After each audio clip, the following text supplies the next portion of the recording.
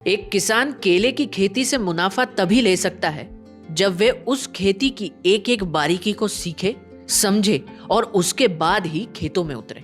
केला ऐसी चीज है जैसे इसको पुरखों भी बताते हैं कि एक माँ बच्चे को प्रेगनेंसी से लेके डिलीवरी तक और डिलीवरी से लेके उसको स्कूल एडमिशन तक जो उसका समय रहता है, वैसा ही केला प्लांटेशन से लेके उसके बंच निकलने तक वही प्रोसेस रहती है। जैसे महिलाओं को समय पे टीका ओवरडोज हो जाए तो बच्चा चुरमुर आ जाता है, अंदर खत्म हो, ऐसे ही इसमें भी ध्यान देना पड़ता है। किसान को पर डे इसकी मॉनिटरिंग करना जरूरी है। आपको ऐसा ही नहीं आपने ऑटोमेशन कर दिया, प्रॉपर पानी चल रहा है, आप अगर नहीं ध्यान दोगे तो उसको 6 महीने तक जो उसका शेड्यूल होता है फर्टिगेशन वगैरह का, इरिगेशन का, पानी का, जो क्लाइमेट के हिसाब से, उसके हिसाब से आपको फोकस करना है, वो सेट करना है उस ऑटोमेशन में।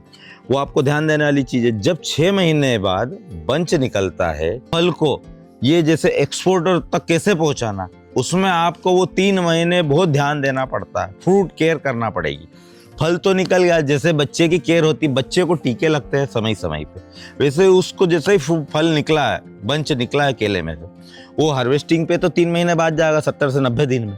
उसमें जो उसके आपकी लेंथ के लिए उसमें इंसेक्ट नहीं लगे, उसमें सारी चीजें, उसको प्रॉपर आपको ट्रीटमेंट करना है। उसमें बड इंजेक्शन होता है, उसमें बंच कवर्स होते हैं, स्प्रेइंग होते हैं 2, तो उस चीज के लिए आपको प्रॉपर ध्यान, टाइमिंग का ध्यान पड़ा है। आज बंच निकला है तो उसको 8 दिन बाद आपको ऊपर हुआ तो बड इंजेक्शन करना है। फिर जब नीचे झुका तो उसको फुल तोड़ना है, उसमें एक स्प्रे करके बंच कवर लगाना है।